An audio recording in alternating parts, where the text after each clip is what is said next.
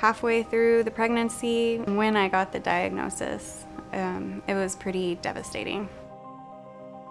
Because her diagnosis was so complex, it was hard to know if she was going to be stable, if she needed surgery immediately, if she'd be able to wait. So when I first looked at her heart, we did what's called a fetal echocardiogram. And it was very clear from the beginning that it was a little bit of an unusual orientation of the heart. When this twisting happens, you see how the right ventricle then ends up on the left side and sort of higher up, and the left ventricle now ends up on the right side and lower down. And these valves cross each other. That's where the name crisscross ventricles came from.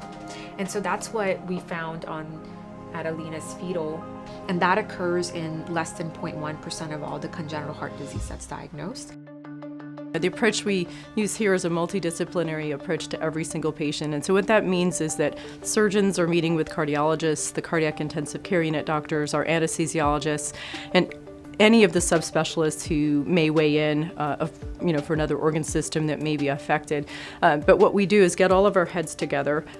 We look at the imaging, which starts with an echocardiogram, and that gives us a preview so that when we're operating, we've already done a virtual operation before even getting to the operating room. And I think that benefits the patient, it benefits the family, and it helps with the post-operative care as well. Time in the hospital, surgeries, her cardiologist, Dr. Thankaville, Dr. Gulasarian, the surgeon, the entire CICU team, her nurses took care of her for 5 months, and they've all been so supportive. Having all of this expertise under one roof was fantastic. The surgeon is here. Hello. Her cardiologist is here.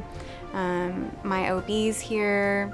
Different buildings, but it's just so convenient. It feels great having her at home, and we still have a ways to go, but I'm so grateful for everyone. I think she has a very bright future.